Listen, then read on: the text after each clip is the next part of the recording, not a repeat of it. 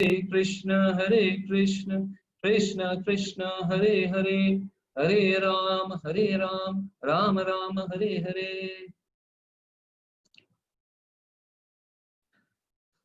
सभी प्रभु जी माता जी को बहुत बहुत ढेर सारा दंडवत प्रणाम।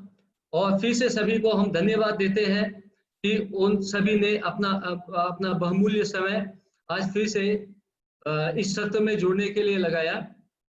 जैसे कि पिछले सत्रों में हम लोगों ने चर्चा किया था कि भय से मुक्ति, सभी को भय से मुक्ति चाहिए, और इसकी भी हम लोगों ने चर्चा की थी कि भय क्या चीज है। फिर से हम उसको थोड़ा सा याद करते हैं कि अपने किसी भी प्रिय चीज को खो देने की जो प्रक्रिया होती है उसी को हम भय कहते हैं। और हमें सबसे प्रिय है हमारा खुद का ये शरीर।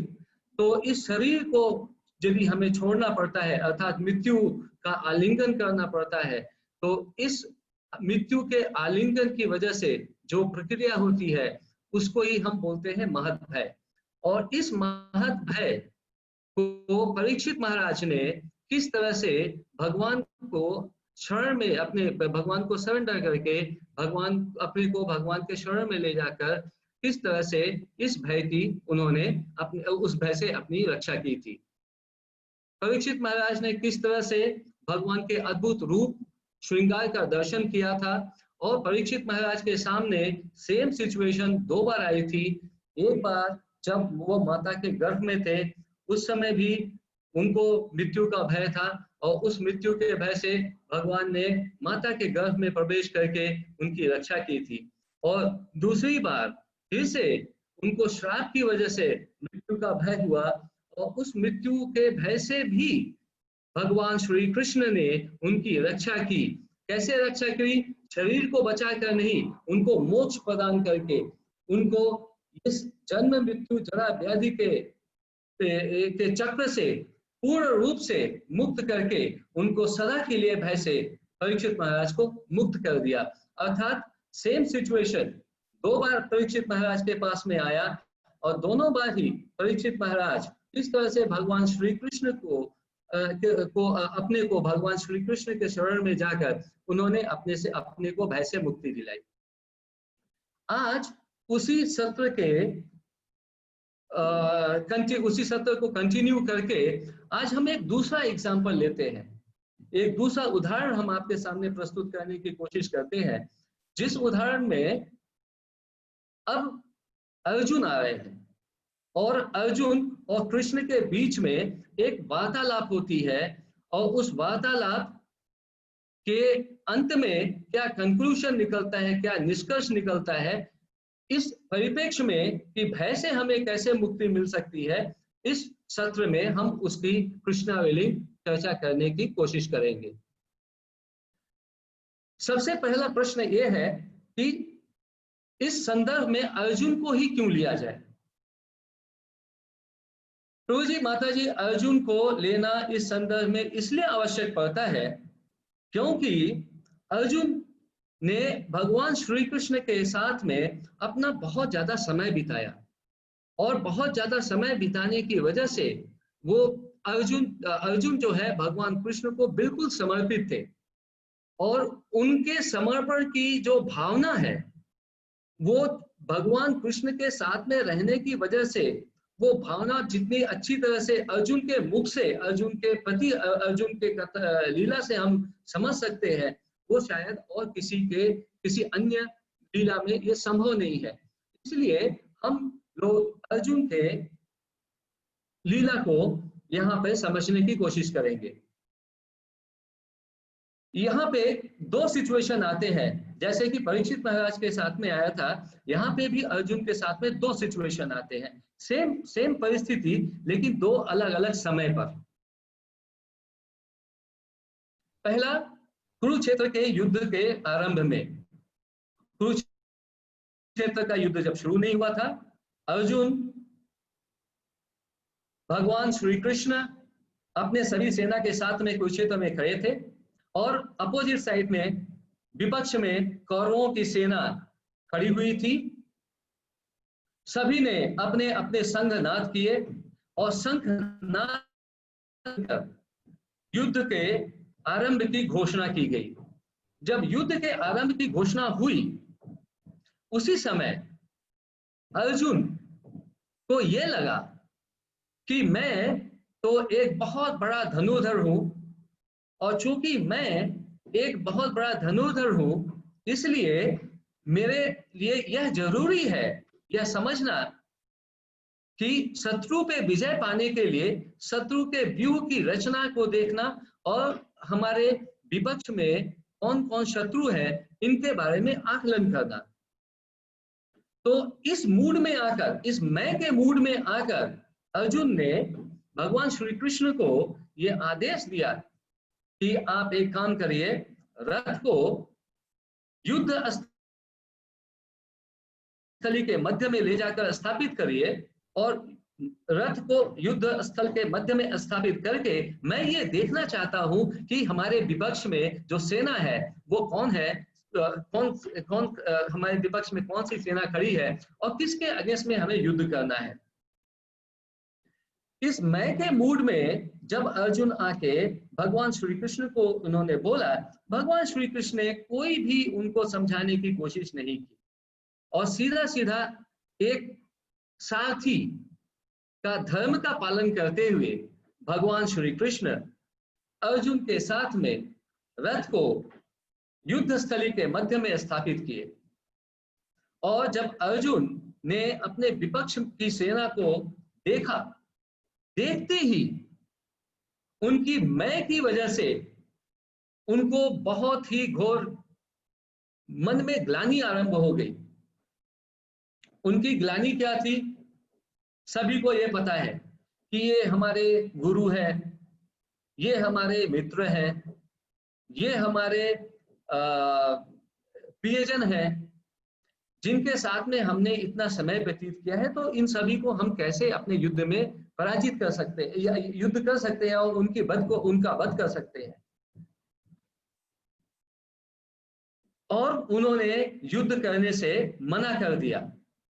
जब अर्जुन ने युद्ध करने से मना कर दिया, तब भगवान श्री कृष्ण को अर्जुन को समझाने के लिए श्रीमद् भगवद गीता उनको के द्वारा उनको समझाना पड़ा कि ये जो अर्जुन जो है इस मिथ्या अहंकार में आकर कि मैं ही करता हूं, और इसकी वजह से जो ये सोच रहे हैं कि हमें युद्ध नहीं करना चाहिए, ये बिल्कुल गलत है।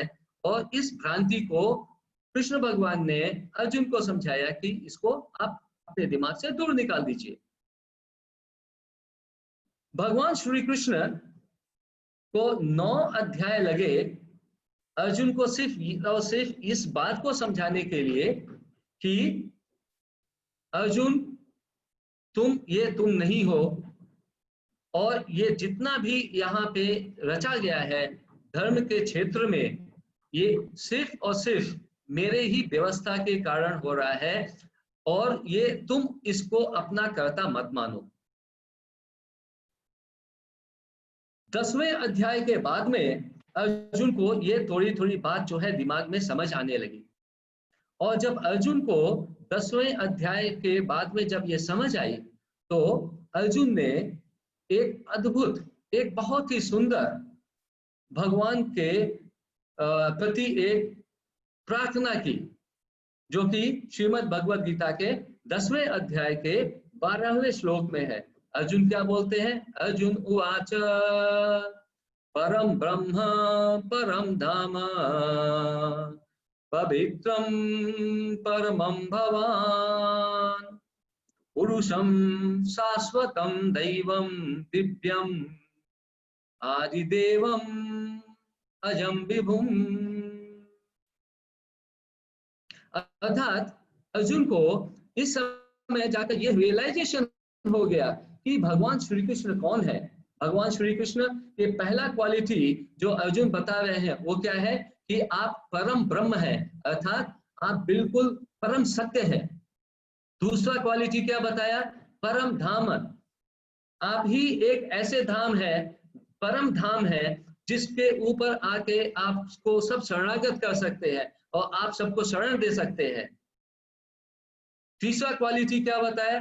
पवित्रम परमम, आप सबसे पवित्र है, बिल्कुल शुद्ध है, आपकी बुद्धि शुद्ध है, विशुद्ध या बुद्धि है आपकी, आपकी इंद्रियां बिल्कुल शुद्ध है, आप भौतिक है नहीं, आप बिल्कुल आध्यात्मिक है, और चूंकि आप बिल्कुल आध्यात्मिक है इसलिए आप बिल्कुल शुद्ध है।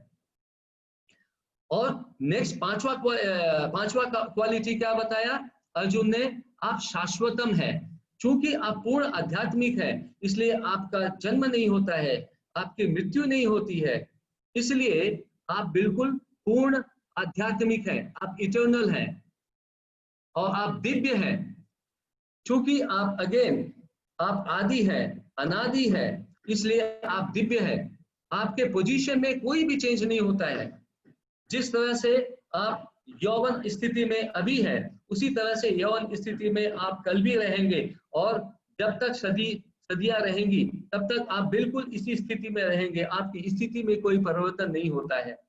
आप और क्या है, आदि देवम है, मतलब आप supreme personality of the God head है, आपसे बड़ा और कोई है नहीं। अजम, आप अजन्मा है, विभुम, आप सबसे महान है। तो अर्जुन को इतने सारा समय के बाद में यह समझ आया कि भगवान जो है अच्युत है, भगवान जो है दिव्य है, भगवान की कॉन्स्टिट्यूशनल पोजीशन बिल्कुल आध्यात्मिक है, और उनसे बड़ा और कोई नहीं है। और इस भाव में आकर जब अर्जुन भगवान कृष्ण को अपने को सरेंडर करते हैं, और इसके बाद में जाकर वो भगवान कृष्ण के बात को मानकर युद्ध करने के लिए प्रस्तुत होते हैं। अर्थात पहले अर्जुन ने भगवान की बात को नहीं माना। क्यों नहीं माना? क्योंकि फॉल्स ईगो में आ गए। उनका फॉल्स ईगो क्या था कि मैं ये शरीर हूं, यदि मैं ये करता हूं तो मेरे को पाप लगेगा, इसलिए ये मैं नहीं करूंगा। भगवान ने उनको समझाया ये बिल्कुल गलत बात है, क्योंकि मैं सबसे बड़ा हूं, मैं सबसे महान हूं, मैं अच्युत हूं। अर्जुन ने उसको माना, और मानने के बाद में जैसे ही भगवान कृष्ण को शरण में लिया, और इसके बाद में वो उनकी भ्रांति दूर हो गई, और भ्रांति दूर सॉरी बोलो जी, और भ्रांति दूर होने के बाद में वो युद्ध करने के लिए तैयार हो गए। अब एक इंटरेस्टिंग पहलू आता है प्रभु जी, माता जी। दूसरा बहुत ही इंटरेस्टिंग पहलू ये तब आता है जब हम श्रीमद् भागवतम को रेफर करते हैं, जब श्रीमद् भागवतम में जाते हैं। श्रीमद् भागवतम में पहले स्कंद में 7वें अध्याय में फिर से इसी तरह का एक परिस्थिति अर्जुन के पास में पैदा होता है, और उस समय क्या अर्जुन ने भगवान कृष्ण के बात को माना? ये अभी इस कथा के प्रसंग में हम ये देखेंगे कि अर्जुन ने इस बार भगवान कृष्ण के बात को नहीं माना। तो क्या हमें ये लगता है कि यदि ये अर्जुन जो कि भगवान कृष्ण को पूर्ण रूप से शरणागत है और भगवान की बात को नहीं मान रहे हैं, तो क्या एक शुद्ध डिवोटी, एक शुद्ध भक्त के रूप में ये अपने को परिचय दे रहे हैं?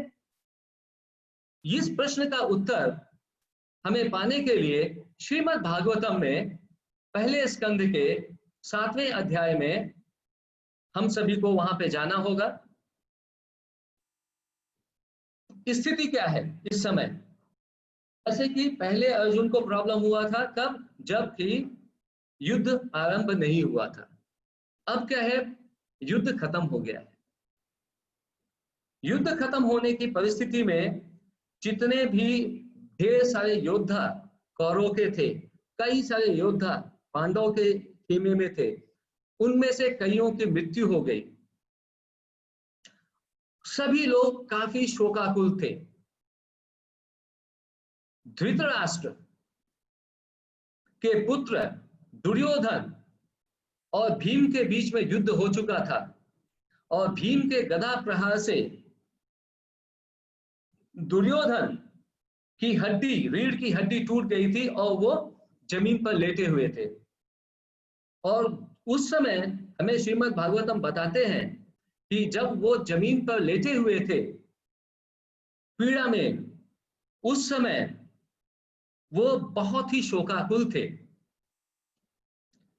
और इसी शोकाकुल परिस्थिति में जब वहां पे सभी लोग इकट्ठा हुए थे, उस समय क्या हुआ, अश्वत्थामा जो कि द्रोणाचार्य के पुत्र, जिन्होंने ही पहले ब्रह्मास्त्र छोड़कर परीक्षित महाराज के वध करने की कोशिश की थी, फिर से उन्होंने एक कांड किया।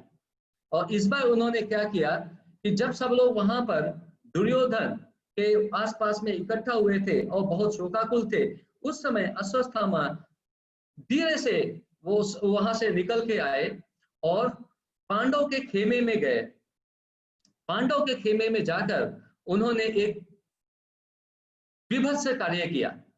उन्होंने द्रौपदी के 5 सोए हुए पुत्रों का सर धड़ से अलग कर दिया और 5 पुत्रों का सर वो क्या किए, जो मरासन दुर्योधन थे, दुर्योधन के पास में लेकर आए।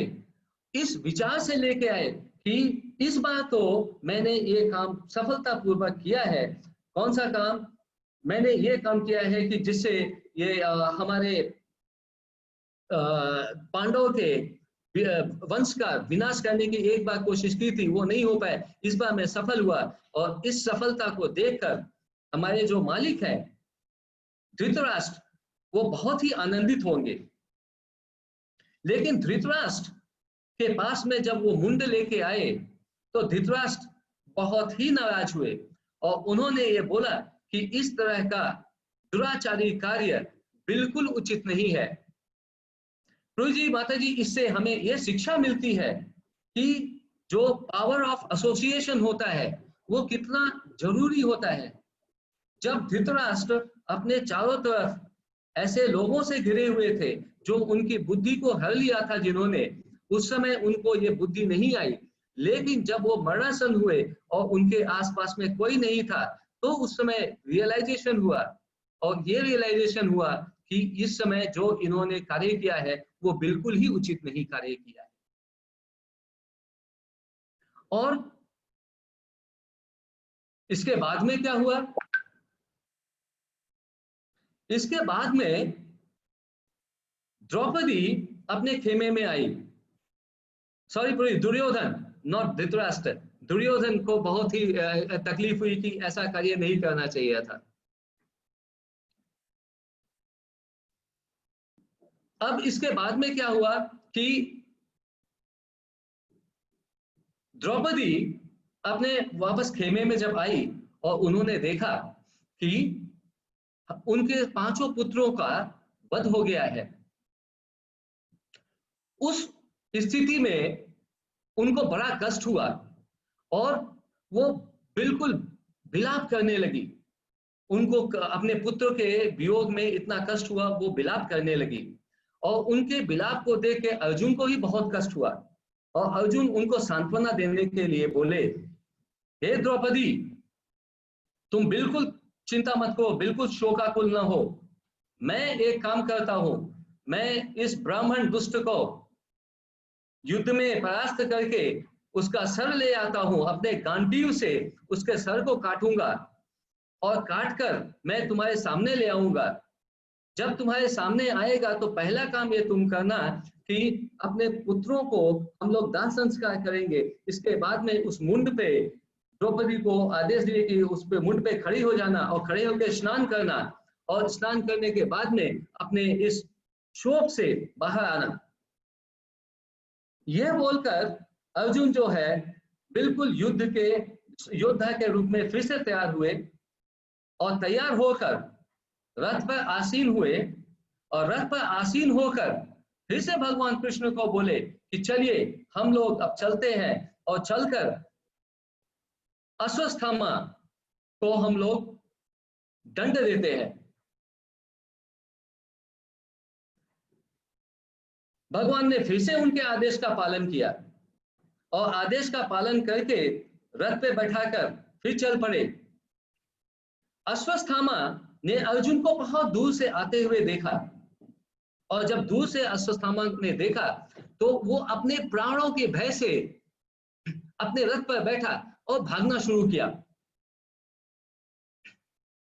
भागते रहा। अर्जुन उसका पीछा करते रहे और भागते भागते जब अश्वत्थामा ने देखा कि उनके जो अश्व हैं, रथ के अश्व, वो थक गए हैं, अब उनके भागने की स्थिति में अब वो नहीं है, तो उनको ये पक्का हो गया कि अब तो उनकी मृत्यु निश्चित है। तो उस मृत्यु से बचने के लिए उन्होंने एक रिटेलिएशन की वजह से क्या किया, उन्होंने ब्रह्मास्त्र को छोड़ा अर्जुन का वध करने के लिए। उन्होंने ब्रह्मास्त्र तो अश्वत्थामा ने छोड़ दिया, जैसे कि पहले भी उन्होंने किया था परीक्षित महाराज का वध करने के लिए, लेकिन ये अश्वत्थामा को पता नहीं था कि ये ब्रह्मास्त्र जो छोड़ा गया है उसके ब्रह्मास्त्र के ताप को, तेज को कैसे कम किया जाए। जब ब्रह्मास्त्र छोड़ा गया, अर्जुन ने देखा कि ब्रह्मास्त्र उनकी तरफ बिल्कुल तेजी से आ रहा है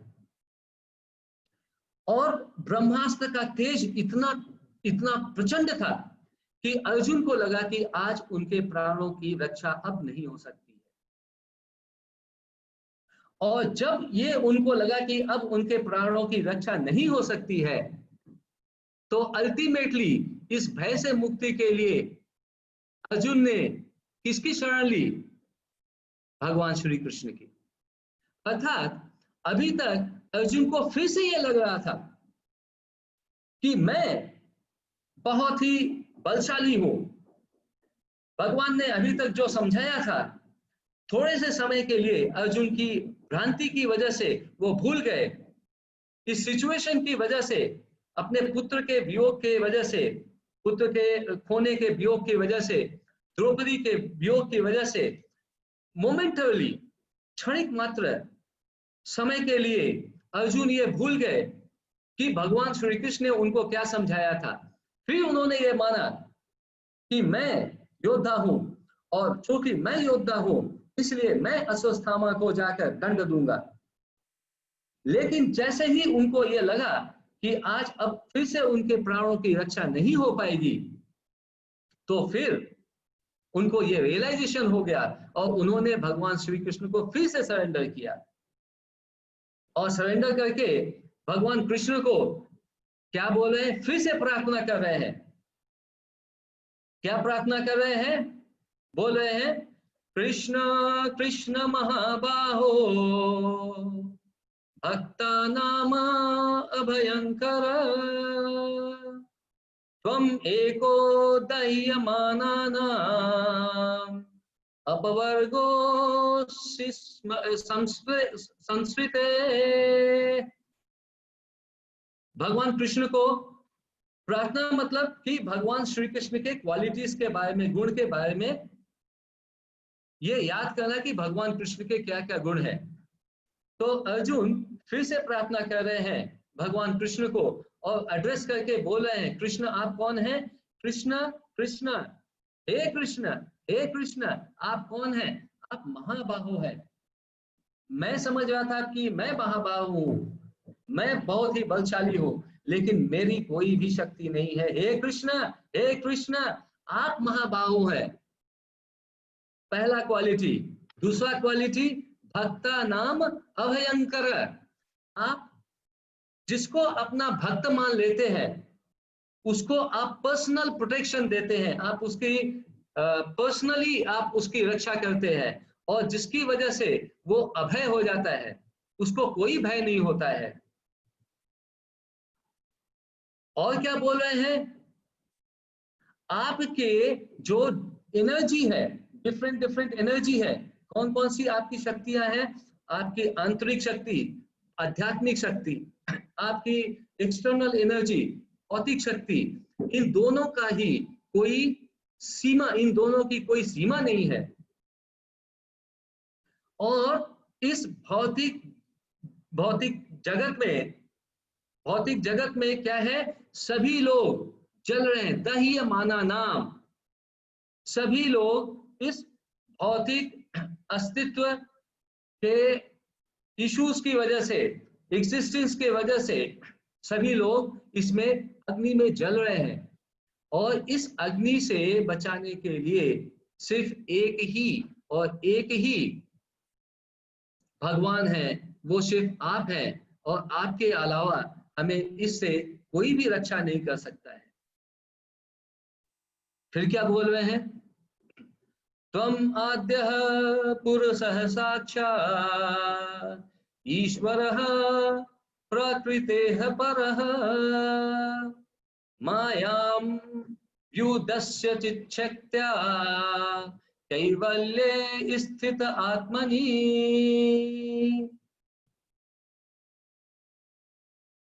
त्वम् आद्यः मतलब आप बिल्कुल ओरिजिनल है, आप में कोई भी मिलावट नहीं है। हम लोग भौतिक हैं प्रभु जी, माता जी, चूंकि हम लोग भौतिक है इसलिए हमारी बुद्धि जो है वो अशुद्ध है, उसमें मिलावट है। लेकिन भगवान जो है उनकी बुद्धि जो है वो बिल्कुल ओरिजिनल है, बिल्कुल विशुद्ध विशुद्ध है। और आप क्या है? परम पुरुष हैं। और आप क्या है? ईश्वर है, कंट्रोलर, मतलब सारे जो भी आध्यात्मिक, भौतिक, सृजन, पालनकर्ता, संहार, सभी के आप नियंता हैं, सबके आप कंट्रोलर हैं। प्रकृतेः परः, आप जो है इस भौतिक शक्ति के परे हैं। आपने भौतिक शक्ति का तो निर्माण किया है, लेकिन आप भौतिक शक्ति के बिल्कुल परे हैं, परे हैं। और इसके बाद में फिर से अर्जुन क्या बोल रहे हैं? तथायं चावत्रासते भुवो भारजीरसया स्वनाम चान्यन भावानां अनुध्यानाय चास्कृत। अर्थात कि हे भगवान, आप भक्तों के सर से बोझ को उतारने के लिए, भक्तों को ऐसे मुक्ति देने के लिए, और स्पेशली वो भक्त जो आपके कथा के बारे में, आपके बारे में हर समय सुनकर आपको समर्पित रहते हैं और आपके बारे में हर समय मेडिटेट करते हैं, चिंता करते हैं, उन भक्तों के बोझ को कम करने के लिए आप यहाँ पर प्रकट होते हैं। तो चूंकि आप हम लोगों के बोझ को कम करने के लिए प्रकट हुए हैं, तो कृपया अब हमें बताइए कि इस ब्रह्मास्त्र से कैसे मुक्ति मिलेगी। भगवान श्री कृष्ण अर्जुन के इस प्रार्थना को सुनने के बाद में उनको समझाते हैं कि हे अर्जुन, ये जो ब्रह्मास्त्र है ये अश्वत्थामा ने छोड़ा है, और इस ब्रह्मास्त्र को काटने के लिए सिर्फ एक ही उपाय है, और वो उपाय है कि आप भी ब्रह्मास्त्र को छोड़िए। जब आप जब आप एटॉमिक एनर्जी, एटॉमिक बम को छोड़ेंगे, तो ये एटॉमिक बम उस एटॉमिक बम को निरस्त कर देगा, और इसके बाद में ही सभी की रक्षा हो सकती है, आपकी मृत्यु से रक्षा हो सकती है। भगवान कृष्ण के इस बात को सुनकर अर्जुन ने क्या किया? जस्ट इमेजिन करिए कि अर्जुन ने तुरंत ये नहीं किया कि हाँ चलो भाई ब्रह्मास्त्र निकालते हैं और दाग देते हैं, और जिस तरह से अश्वत्थामा ने इस ब्रह्मास्त्र को छोड़ा है उस तरह से हम भी ब्रह्मास्त्र छोड़ के इसको खत्म कर देते हैं। उन्होंने ऐसा नहीं किया। उन्होंने क्या किया? सूत गोस्वामी बताते हैं कि अर्जुन ने भगवान की इस बात को सुनकर रथ से गंगा जल लिया, अपने को पवित्र किया, और पवित्र करके भगवान श्री कृष्ण की 3 बार परिक्रमा की, परिक्रमा करके उनको दंडवत प्रणाम किया, और दंडवत प्रणाम करके भगवान से आदेश लेके फिर इसके बाद में ब्रह्मास्त्र का प्रयोग किया।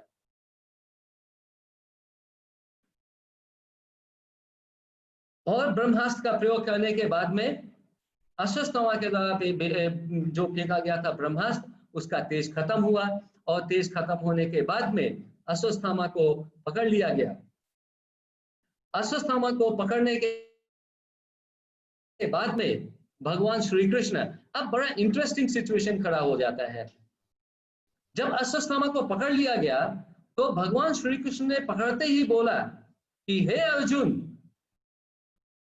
अब तुम्हारे पास में मौका आया है, इसको अपने हाथ से जाने मत देना। ये जो ब्राह्मण बंधु है, इस ब्राह्मण बंधु ने शास्त्र संगत कोई भी कार्य नहीं किया है।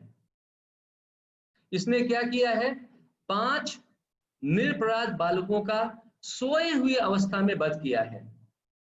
इसलिए भगवान कृष्ण क्या बोलते हैं? ब्रह्म बंधुम इमम जाही। तो इस ब्रह्म बंधु को इमम जाही, तुरंत ही जाही, मार डालो, छोड़ो मत।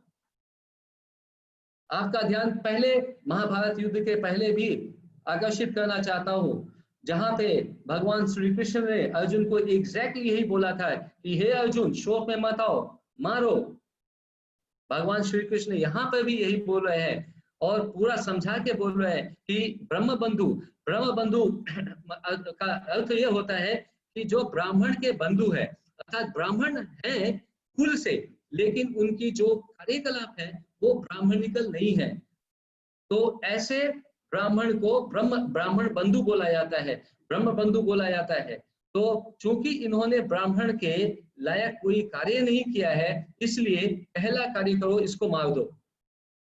फिर क्या बोल रहे हैं कि यह अश्वत्थामा जो है, इसने क्यों कोई शास्त्र संगत कार्य नहीं किया है? इसको रिलीजियस प्रिंसिपल, अर्थात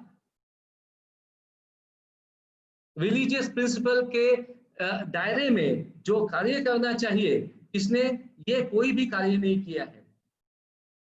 रिलीजियस प्रिंसिपल में क्या बोला जाता है कि जो कोई लापरवाह, ये क्योंकि इसने इस मूड में आगे काम नहीं किया है, इसलिए क्या है? लापरवाह है, केयरलेस। और क्या है? ये अपने बल के अहंकार में बिल्कुल नशे में है, और ये इंसेन है, पागल है। और जो शास्त्रों में बताया जाता है कि जो जो जो बालक का वध नहीं करना चाहिए, या फिर युद्ध स्थल में यदि कोई किसी का रथ उससे च्युत हो जाए, उसके पास से चला जाए, तो उसका वध नहीं करना चाहिए। लेकिन इसने सारे प्रिंसिपल्स को ताक पे रखकर इन लापरवाही में, नशे में आकर और पागलपन में शास्त्र संगत कोई भी कार्य नहीं करके, रिलीजियस प्रिंसिपल मतलब शास्त्र संगत, गॉट इट, शास्त्र संगत के अनुसार कोई भी कार्य नहीं किया है, जिसकी वजह से ये मूर्ख है और इसे मार देना चाहिए। और इसके अलावा एक चीज और समझ के रखो अर्जुन, कि तुमने द्रौपदी को भी बोला हुआ है कि इसका मुंड काट के ले आओगे और उस पर द्रौपदी जो है खड़ी होकर स्नान करेगी, तभी जाके उसके शोक में शांति होगी। तो इसलिए इसको छोड़ना नहीं है। भगवान कृष्ण की ये बातें सुनकर अर्जुन मुस्कुराए और मुस्कुराते हुए अश्वत्थामा को पकड़ा और पकड़ के घसीटते हुए द्रौपदी के पास में लेके आए। जब द्रौपदी के पास में लेके आए तो द्रौपदी ने अश्वत्थामा को देखकर बहुत ही उनके मन में दुख हुआ, और उनको इतना दुख हुआ कि उनके अपने पुत्र के वियोग का दुख जो है वो महसूस नहीं हुआ। उन्होंने कहा कि ब्राह्मण के पुत्र हैं, गुरु के पुत्र हैं, इसलिए इनकी हत्या मत करो।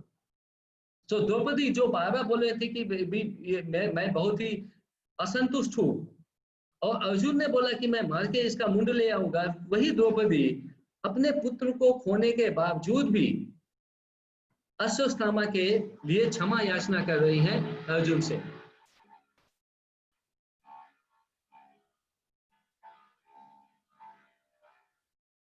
उस सभा में इसके अलावा वहां पर युधिष्ठिर भी थे, भीम भी थे। युधिष्ठिर ने भी द्रौपदी के इन बातों का समर्थन करते हुए यह कहा कि द्रौपदी सच बोल रही है, अश्वत्थामा को मारना उचित नहीं है। भीमसेन के बारे में तो पता ही है आपको सभी को। भीमसेन ने बिल्कुल अपनी आंखें लाल लाल करते हुए ये बोला कि नहीं, बिल्कुल ये बिल्कुल गलत बात है, अश्वत्थामा को तो बिल्कुल वध कर देना चाहिए, छोड़ना नहीं चाहिए। तो देखिए, भगवान श्री कृष्ण और भीम बोल रहे हैं अश्वत्थामा को मारना चाहिए, द्रौपदी युधिष्ठिर बोल रहे हैं कि अश्वत्थामा को नहीं मारना चाहिए। अब किसकी बात मानी जाए? अर्जुन के सामने बिल्कुल अंतर्द्वंद का सिचुएशन, और इस अंतर्द्वंद सिचुएशन में अर्जुन ने क्या किया? अर्जुन ने अश्वत्थामा के सर के बाल काट दिए और बाल काटकर छोड़ दिया। इस प्रक्रिया की वजह से भगवान कृष्ण बहुत ही अति प्रसन्न हुए और अर्जुन को बताया उन्होंने कि बिल्कुल अर्जुन ने यह सही काम किया है। अर्जुन, मैं तुम्हारी परीक्षा ले रहा था कि मेरे साथ रहते रहते, मेरे इंस्ट्रक्शंस को फॉलो करते करते तुम्हारे अंदर विशुद्ध बुद्धि आई है कि नहीं आई है। इस विशुद्ध बुद्धि की परीक्षा लेने के लिए ही मैंने तुम्हें बोला था कि इसका वध करना है। लेकिन एक ब्राह्मण या एक ब्राह्मण बंधु का वध का मतलब होता है कि यदि उसकी शिखा काट दी जाए या उसके बालों को काट दिया जाए तो उसका वध हो गया। उसके वध करने के लिए उसके शरीर को आत्मा से अलग करने की कोई आवश्यकता नहीं है। यह सुनकर अर्जुन को बहुत ही प्रसन्नता हुई, भगवान को बहुत ही प्रसन्नता हुई। सूत गोस्वामी श्रीमद् भागवतम के, हमारे श्रीमद् भागवतम में पहले स्कंद के 7वें अध्याय के 40वें श्लोक में बोलते हैं, एवं परीक्षिता धर्मम, अर्थात एवं परीक्षिता धर्मम। सूत गोस्वामी बता रहे हैं कि भगवान श्री कृष्ण जो है अर्जुन की धर्म की परीक्षा ले रहे थे, और यह परीक्षा ले रहे थे कि अर्जुन कितने अच्छी तरह से मेरे प्रति शरणागत है और कितने अच्छी तरह से उन्होंने हमारे इंस्ट्रक्शंस को फॉलो किया है। और इसी के साथ में श्रीमद् भागवतम के इस स्कंद के समाप्त होता है। अब कथा समाप्त नहीं होता है, ये केवल स्कंद समाप्त होता है। अब कथा यहाँ से जो आरंभ होती है वो अब ये सोचने की बात है, प्रभु जी, माता जी, कि अब हम ये थोड़ा सा सोचने की कोशिश करें, समझने की कोशिश करें कि जो दो परिस्थिति थी, एक परिस्थिति ये कि युद्ध के पहले, दूसरी परिस्थिति युद्ध के बाद में, दोनों परिस्थिति में भगवान ने अर्जुन को बोला कि युद्ध करने के लिए, और एक में अर्जुन ने बात को माना, दूसरे में बात को नहीं माना। तो इन दोनों परिस्थितियों में कॉमन क्या है?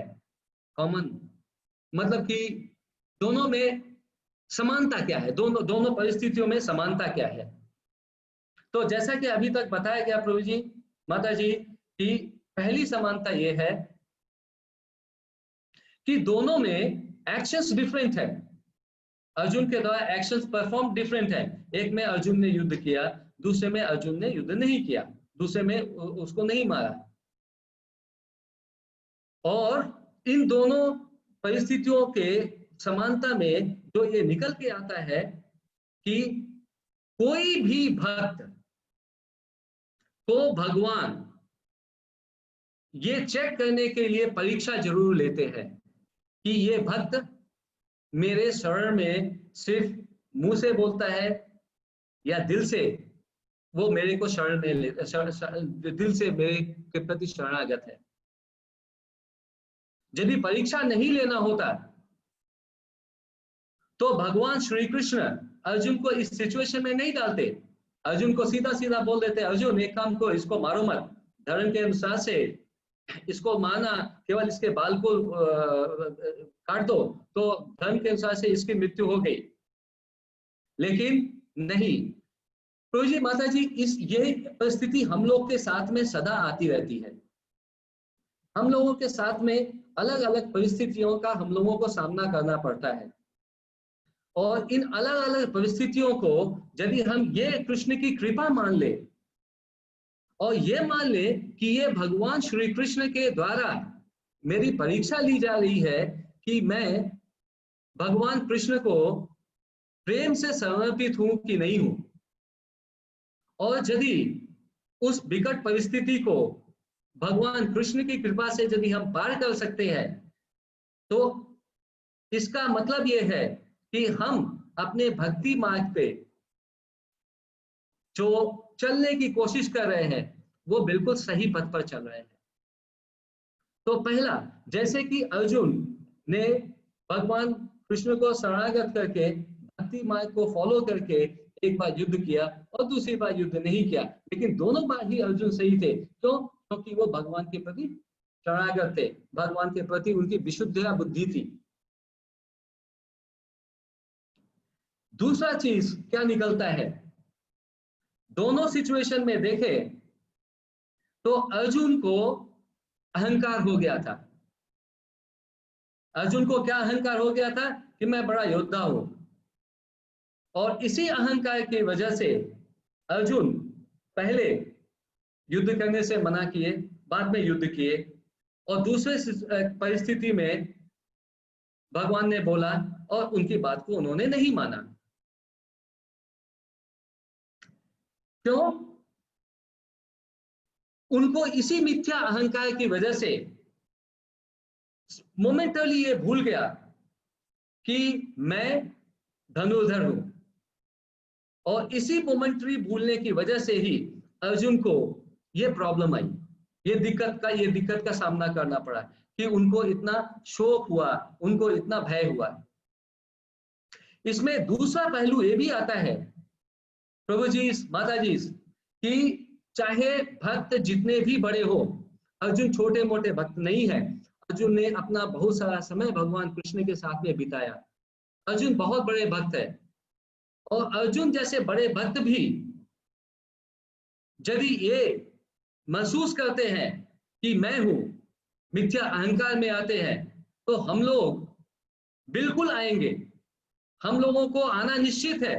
हम लोगों को हर समय ये सिचुएशन आएगा जहां पे हम लोग गिर जाएंगे और ये सोचेंगे कि हम लोग मिथ्या अहंकार में आ गए। इससे मुक्ति नहीं है। लेकिन सबसे इंपॉर्टेंट पॉइंट क्या है, फाइनल पॉइंट क्या है, कि पहले सिचुएशन में जब भगवान श्री कृष्ण ने अर्जुन को समझाने की कोशिश की, उसको समझाने के लिए भगवान श्री कृष्ण को 18 अध्याय पूरे बताने पड़े, और 18 अध्याय बताने के लिए जो समय लगा, उतना समय लगाने के बाद में अर्जुन को यह समझ आया कि ऐसे मुक्ति के लिए हमें किसकी शरण लेनी है? भगवान कृष्ण की शरण लेनी है। लेकिन दूसरे सिचुएशन में क्या हुआ? अहंकार तो हुआ, लेकिन जब अहंकार हुआ और जैसे ही अर्जुन को यह पता चला कि ब्रह्मास्त्र से उनकी मृत्यु निश्चित है, वो अब इस मृत्यु के भय से बच नहीं सकते हैं, तुरंत उनको यह रियलाइजेशन हुआ कि भगवान के शरण में जाना चाहिए। अर्थात टाइम जो सबसे इंपॉर्टेंट है। यदि कोई भक्त भगवान के शरण में जाता है, उसकी भक्ति जितनी अच्छी होती है, जितना वो भगवान के शरण में अपने को पाता है, जितनी प्रेम से वो भगवान की भक्ति करता है, जितने प्रेम से वो ये समझता है कि हे भगवान, जो भी यहाँ पे घट रहा है, ये सब आपके नियंत्रण में घट रहा है, तो उसको ये रियलाइज करने में समय नहीं लगता है कि भगवान आपकी शरण में आनी है हमें भय से मुक्ति के लिए। अर्थात इसमें दो पैरामीटर्स है। एक, नेचर ऑफ द प्रॉब्लम। हम लोग अपने लाइफ में देखते हैं कि हम लोग डे टू डे बहुत सारी विपत्तियों से जूझते रहते हैं, और बहुत सारी विपत्ति जो है बहुत डिफरेंट वैरायटी की होती है। नॉर्मली क्या होता है कि हमारे पास में जब छोटी भी विपत्ति आ जाती है तो पहले हम ये कोशिश करते हैं कि पहले हम इसको अपने बुद्धि से, अपने बल से कैसे इसको हम सलूशन इसका कैसे हल निकालें। और जब हल निकालने में अक्षम रहते हैं, जब सफल नहीं हो पाते हैं, तब याद आता है अरे हमने तो पढ़ा था कि अर्जुन ने भगवान को शरण ग्रहण किया था, परीक्षित महाराज ने भगवान की शरण ग्रहण की थी ऐसे मुक्ति के लिए, चलो हम भी अब भगवान के शरण में जाते हैं। समय, बहुत ज्यादा समय हम लगा देते हैं। यदि हमारी भक्ति जो है वो जितनी जितनी अच्छी भक्ति है उतना कम समय हमें लगेगा ये रियलाइज करने में कि भगवान ही अल्टीमेट है। और जितनी अच्छी भक्ति हम नहीं करते हैं उतनी ही सजा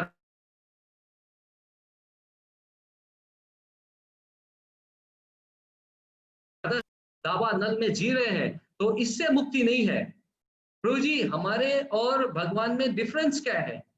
हमारे और श्री भगवान कृष्ण में अंतर ही यही है कि भगवान जो है अच्युत है, भगवान जो है वो गिर नहीं सकते हैं, हम क्या है च्युत हैं। तो हमारा ये नेचुरल कैरेक्टरिस्टिक्स है कि हम गिरेंगे, लेकिन गिर के कितनी जल्दी से संभल गए ये डिपेंड करता है कि हमारी भक्ति कितनी अच्छी है। इस लीला से हमें ये सीखने को मिलता है। जिस तरह से ये एक संसार जो है, ये संसार का अस्तित्व, भौतिक अस्तित्व है, ये बिल्कुल जैसे अभी बता रहे थे कि ये दावानल है, अग्नि है, और इस अग्नि में हम जल रहे हैं। ये अग्नि कैसी है? ये अग्नि प्रभु जी माता जी ऐसी है कि जिस तरह से अभी हम देख रहे हैं कि ऑस्ट्रेलिया में नॉर्मली क्या होता है कि फायर, ऑस्ट्रेलिया में, अमेरिका में जंगल में आग लग जाता है, और जब जंगल में आग लग जाता है तो उसको कंट्रोल करना बड़ा मुश्किल हो जाता है, उसको नियंत्रण नहीं कर सकते हैं, काफी कुछ नुकसान हो जाता है। और उसको नियंत्रण करने के लिए क्या कहते हैं, पहले पानी का छिड़काव करते हैं, लेकिन अधिकतर क्या देखा जाता है कि पानी का छिड़काव भी काम नहीं करता है। तो उस समय क्या करते हैं कि आजकल वो कार्बन डाइऑक्साइड या फिर कुछ इस तरह से आइसोलेशन करते हैं ताकि ऑक्सीजन के कांटेक्ट को कट कर दिया जाए और आग को नियंत्रण में किया जाए। हम लोगों के आध्यात्मिक जीवन में भी यही होता है, भौतिक जीवन में भी यही होता है। भौतिक जीवन जो है क्या है, ये बिल्कुल ये अग्नि की तरह धधक रहा है, हम उसमें अग्नि में जल रहे हैं, और हमें भगवान के नाम, भगवान के रूप, गुण, लीला का स्मरण करके एक आवरण बनाना है अपने चारों तरफ से, और ये आवरण से अपने आप को इस तरह से सुरक्षित करके रखना है कि हम लोग इस दावानल में तो रहेंगे, लेकिन इस दावानल का हमारे ऊपर में कोई भी असर नहीं होगा। ये सबसे इंपॉर्टेंट पॉइंट है। और यदि थोड़ा बहुत यदि असर हुआ भी तो बहुत ही कम समय के लिए असर होगा, और फिर से हम वापस भगवान कृष्ण के शरण में चले जाएंगे। भगवान श्री कृष्ण क्या है? भगवान श्री कृष्ण ज्ञान के प्रकाश हैं, और माया क्या है? माया बिल्कुल अंधकार है।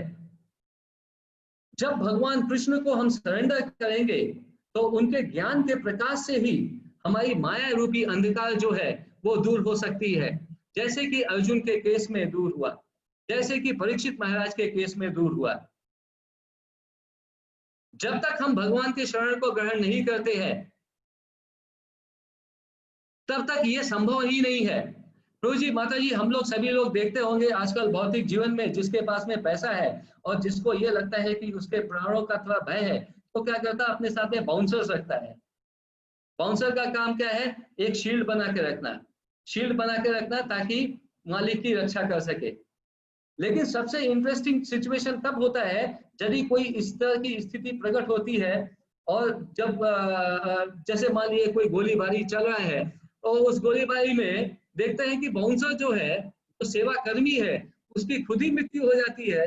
जब उसकी ही खुद मृत्यु हो जाती है तो वो जो जिसको बचाने के लिए, उसको क्या बचाएगा? तो प्रभु जी जो अपने को सुरक्षा नहीं दे सकता है, जो अपने को सुरक्षित नहीं रह सकता है, उसके शरण में जाकर हम बिल्कुल कभी भी सुरक्षित नहीं रह सकते हैं। हमें कौन सुरक्षा प्रदान कर सकता है?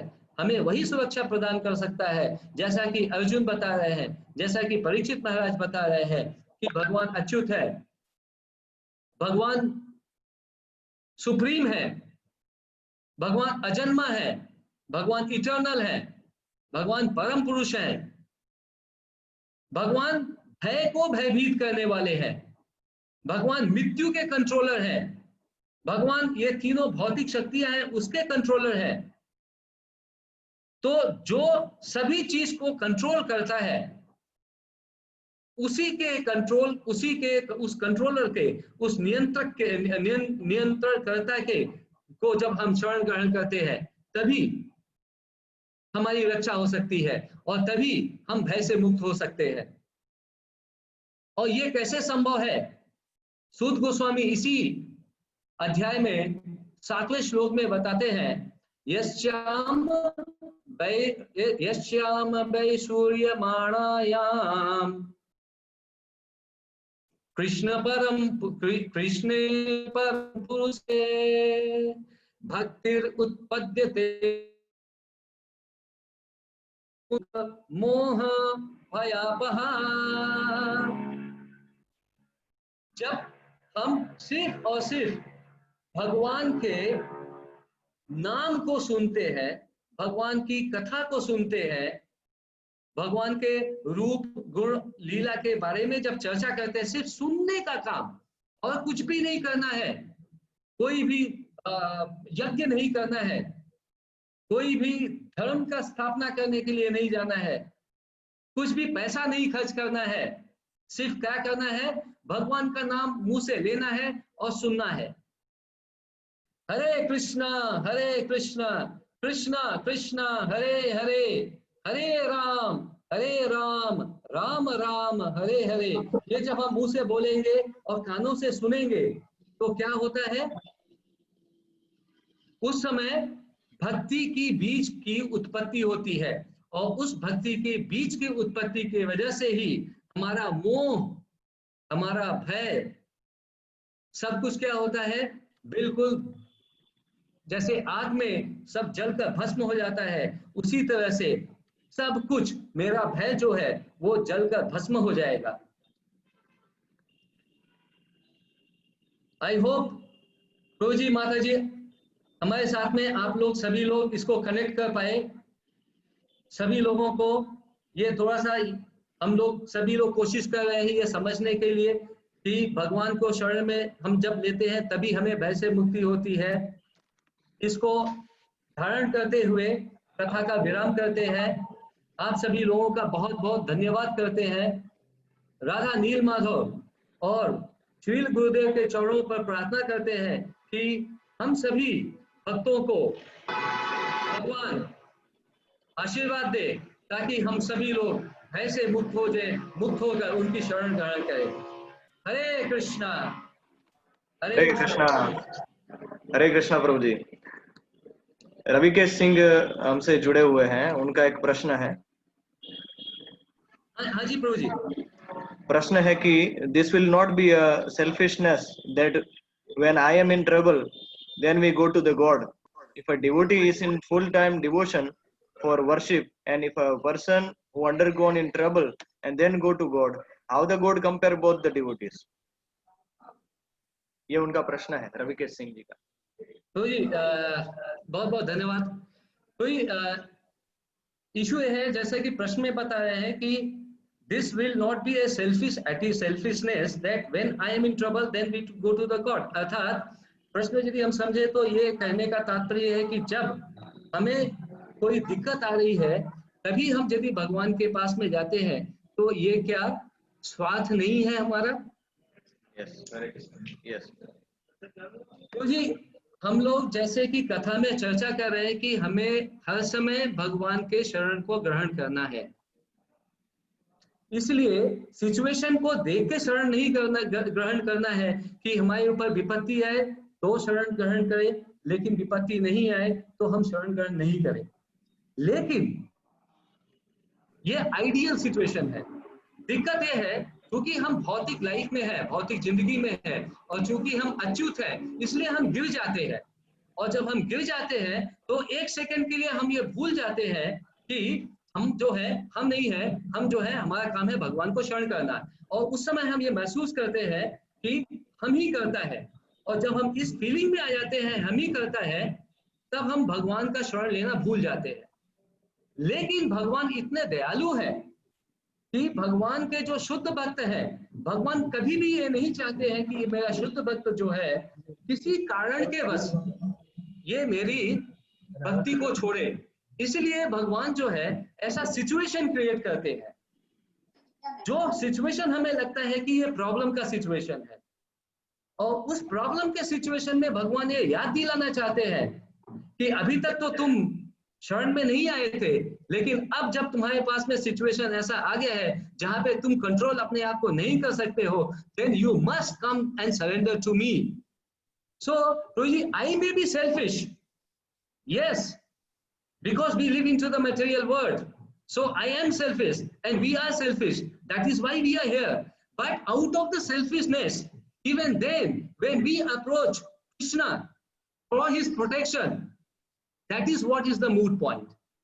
So whether we are in the trouble, whether we are in the not in the trouble, we must approach Krishna.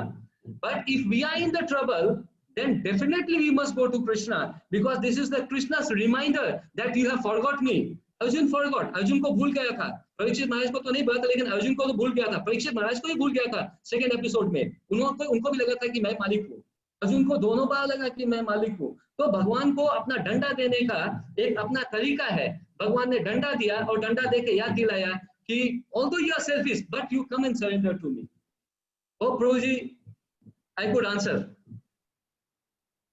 Hare Krishna.